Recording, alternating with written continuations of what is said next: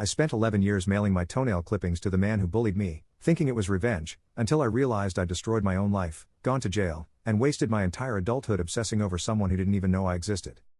I've been mailing my toenail clippings to Derek Hutchins once a month for 11 years, and I'm only now understanding that this isn't revenge. It's a mental illness.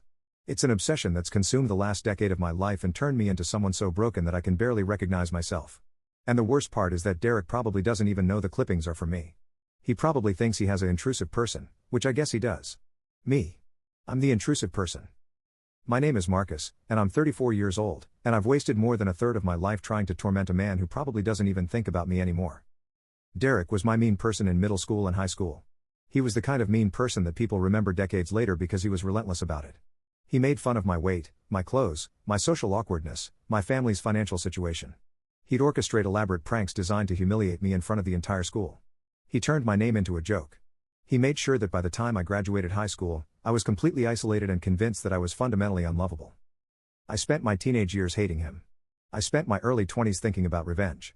I spent my late 20s fantasizing about scenarios where I'd finally get him back, where I'd make him feel even a fraction of the pain he'd caused me. Those fantasies were normal, I think. A lot of people who were bullied have revenge fantasies. But most people don't act on them. Most people move on. Most people build lives that are so good that the bullies who upset them become irrelevant. I didn't do that. Instead, I built a life around him. I built an entire existence that revolved around Derek Hutchins and making him suffer. It started as a joke, kind of. I was at my lowest point. I was 23, living in my parents' basement, working part-time at a grocery store, completely isolated and depressed. I was scrolling through social media and I saw Derek. He'd moved back to our hometown. He was engaged to a beautiful woman.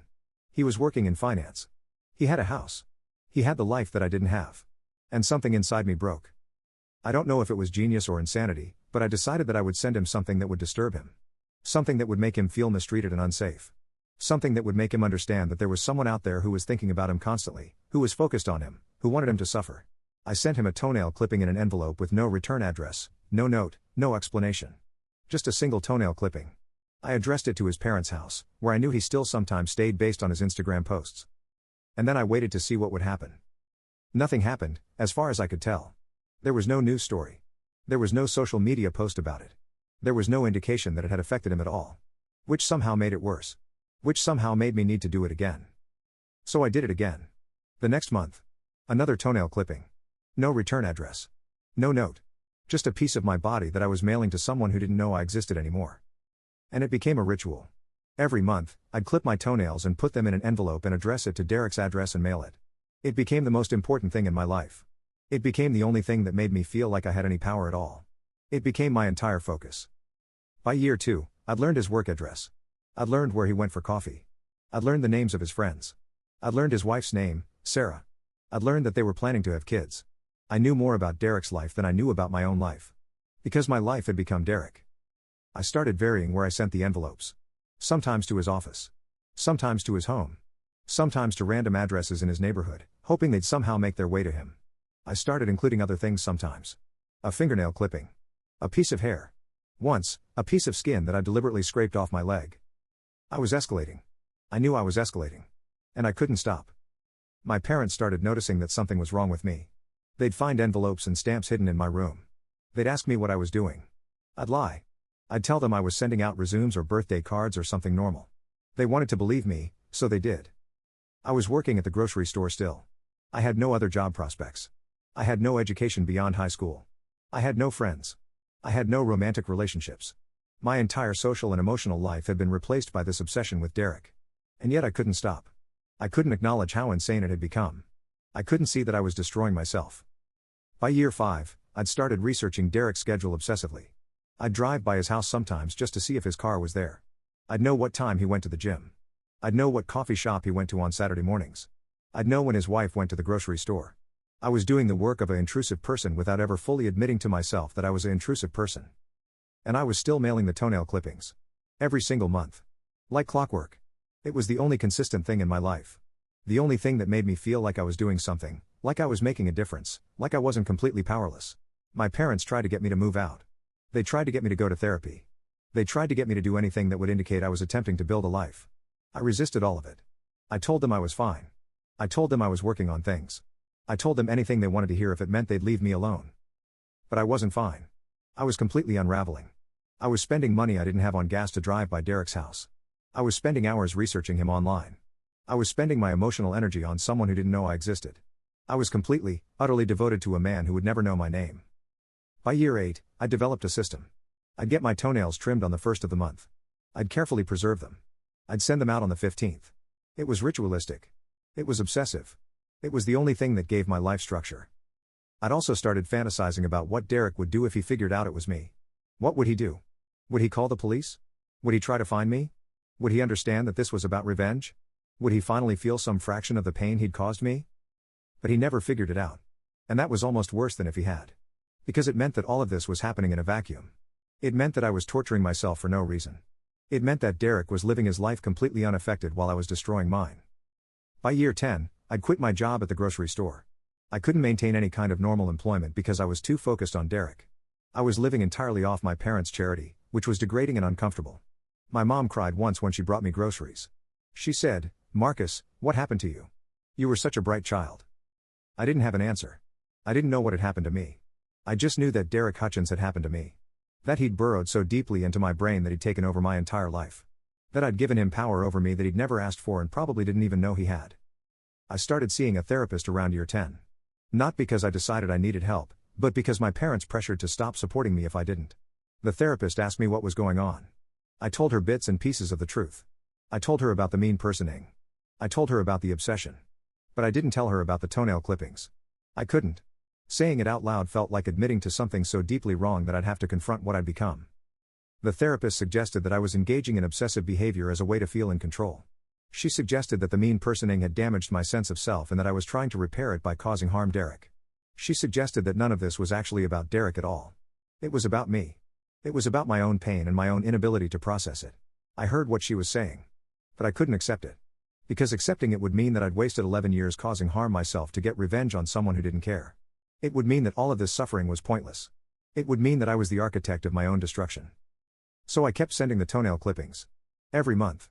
Without fail. Like a prayer to a god who didn't exist. Like an incantation designed to undo the past. Like a ritual that would somehow make me feel less powerless. By year 11, I realized that Derek was the only thing I thought about anymore. He was the last thing I thought about when I went to sleep. He was the first thing I thought about when I woke up. He was the only person I cared about in any meaningful way. I'd organized my entire existence around someone who didn't know I existed. And I was finally starting to understand how sick this had become. I'd never had a meaningful relationship. I'd never had a career. I'd never built anything. I'd never accomplished anything. I'd never tried because all of my energy was devoted to Derek. And Derek was married with a child now. Derek was living his life. Derek was completely, utterly indifferent to my existence. The toenail clippings I'd been sending weren't causing harm him. They were causing harm me. They were a physical manifestation of how sick I'd become. They were evidence of my own obsession, my own brokenness, my own complete inability to move on from something that happened when I was 14 years old. I was 34 years old and I hadn't progressed 1 inch from who I was at 14. I was still that bullied kid. I was still that powerless person. I was still that victim. And I'd spent 11 years reinforcing that identity instead of building something new. That's when everything fell apart. The police showed up at my parents' house on a Tuesday morning in April. Derek had finally figured it out. Not because of the toenail clippings themselves, but because he'd gotten paranoid enough to install a security camera near his mailbox.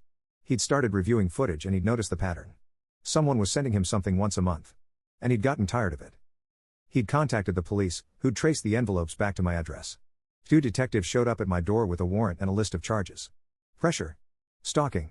Sending biological material through the mail, which apparently mistreated some federal law I didn't even know existed. They read me my rights. They put me in handcuffs. My mom cried. The arrest was uncomfortable. It was also, strangely, a relief. Because finally, my obsession had consequences. Finally, my actions had affected someone. The problem was that it affected me far more than it affected Derek. I was charged with cyberstalking, pressure, and violating federal regulations about sending biological material through the mail. My lawyer told me I could face up to 6 months in jail and significant fines. He told me that Derek had obtained a restraining order. He told me that I was being taken seriously as a criminal, not just as a nuisance. The trial was brief. The evidence was overwhelming. I'd been mailing things to Derek for 11 years. There were records. There were testimony from the Postal Service. There was Derek's testimony about how mistreated he'd felt, how he'd installed cameras in his own home because he was paranoid about who was targeting him. There was testimony from his wife about how it had affected their family, How they'd started taking security precautions, how their children were afraid of strangers at the door. Derek sat on the stand and talked about the impact this had had on him. And I realized, listening to him, that I'd accomplished what I'd set out to do. I'd made him suffer. But the suffering I'd caused him was nothing compared to the suffering I'd inflicted on myself.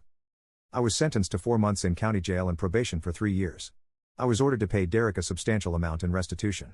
I was required to attend mental health treatment as part of my probation. I was told that if I mistreated the restraining order in any way, I'd face additional charges. The jail time was brutal. Not because of violence or anything dramatic, but because it was boring and dehumanizing, and it gave me nothing but time to think about what I'd done. I spent 4 months in a cell thinking about Derek. Not because I was still obsessed, but because I was finally understanding the full scope of my mental illness. I'd spent 11 years sending toenail clippings to a man who didn't know I existed. I'd sacrificed my entire life, my entire future, my entire potential, for a revenge fantasy that never would have satisfied me even if it had worked. When I got out of jail, I moved to a different city. I couldn't stay in the same town as Derek. The restraining order said I had to stay at least 500 yards away from him at all times, and more importantly, I couldn't stay in a place where I'd spent 11 years being obsessed with someone. I needed to build a new life. Or rather, I needed to build a life at all. I was 34 years old with a criminal record, no job history, no education, and no skills. I had to start from absolute zero. I got a job as a dishwasher at a restaurant. It was humbling and uncomfortable and necessary. I went back to therapy, this time with a therapist who specialized in obsessive behavior and stalking. She told me something that landed hard. You've spent 11 years giving Derek Hutchins power over your life. And you're still doing it. Even now, even after the arrest, you're thinking about Derek. You're organizing your life around him. You're building a life in exile because of him. When are you going to take back your power? That question haunted me. Because the answer was that I didn't know how. I didn't know how to stop thinking about Derek. I didn't know how to build a life that wasn't centered around my revenge fantasy. I didn't know who Marcus was without Derek as a reference point. And I had to figure that out. I had to go through the painful process of understanding that I'd wasted 11 years. That I'd sacrificed my 20s and most of my 30s to an obsession that was entirely about my own brokenness, not about Derek at all. I started going to a support group for people with obsessive behavior. There were other people there who'd done similar things. There was a woman who'd been stalking an ex-boyfriend for 7 years. There was a man who'd been harassing his workplace for 4 years. We were all there for the same reason. We'd allowed an obsession to consume our lives, and we were trying to figure out how to take that power back. It took years of therapy to understand what had actually happened. I'd been bullied as a teenager, which had damaged my sense of self and my ability to build healthy relationships. Instead of processing that trauma, I'd weaponized it. I'd created an enemy that I could blame for my failures. I'd given myself permission to not try because I was too busy being a victim. Derek had been the excuse I used to not build a life. As long as I was focused on Derek, I didn't have to confront my own inadequacies. I didn't have to try to date anyone because I was too busy stalking my mean person. I didn't have to try to build a career because I was too busy researching Derek's schedule. I didn't have to grow up because I was too busy being a traumatized teenager. And now I had to do all of that. At 36 years old, I had to figure out who I was without Derek as a reference point. I had to build a life from scratch. I had to accept that those 11 years were gone and I was never getting them back. The hardest part was accepting that Derek probably didn't think about me at all. That my arrest, my trial, my jail time, my probation, all of that was probably just an inconvenience to him. He'd probably moved on within weeks. He'd probably barely thought about me. And here I was, still thinking about him constantly, still organizing my life around him, still giving him power. I started dating around year 3 of probation. It was terrifying because I had to be honest with people about my past. I had to tell them that I'd been arrested for stalking. I had to tell them that I had a criminal record. I had to tell them that I'd spent 11 years obsessed with someone to the point of harassing them. Most people left after that conversation. But one person didn't. Her name is Claire, and she's a therapist who specializes in criminal justice rehabilitation. She understood the psychology of what I'd done. She understood that I wasn't a bad person, just a deeply broken one. She helped me understand that I could be more than my worst actions. We started dating when I was 38. We got serious. She helped me build a life that was actually mine. We moved in together. We got a dog. We planned a future. And for the first time in years, I wasn't thinking about Derek Hutchins. But the damage was permanent in ways I'm still discovering. I can't use social media without feeling paranoid. I can't see someone from my hometown without wondering if they know about my arrest. I can't have a normal relationship without disclosing that I'm a registered offender in some jurisdictions. I can't apply for certain jobs because of my criminal record. I can't travel without restrictions because of my probation. I've built a decent life now. I'm 42 years old. I work in a restaurant.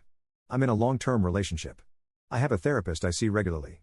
I'm medicated for the obsessive behavior. I'm actually present in my own life in a way I never was before. But I still think about Derek sometimes.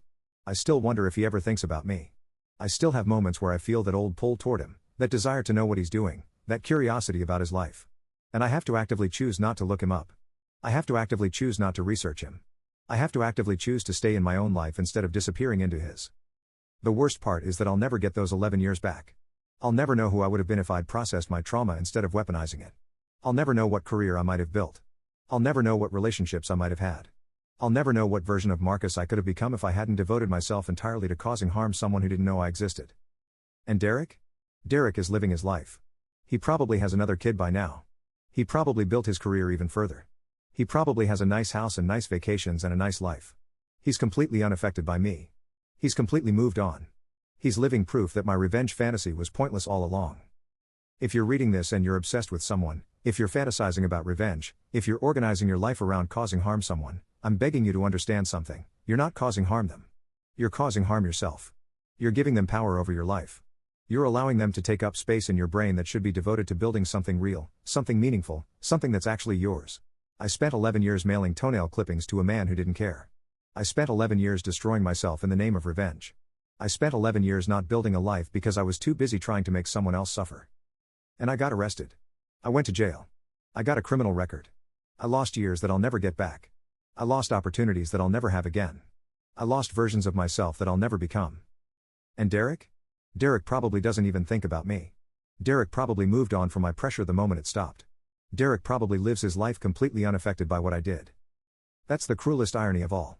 That I suffered far more than I made anyone else suffer. That my revenge destroyed me far more than it destroyed him. That in trying to upset Derek Hutchins, I only ever upset myself. Don't do what I did. Don't let someone else be the center of your universe.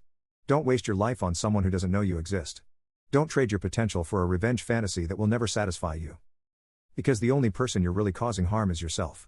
And that's a realization I'll be living with for the rest of my life.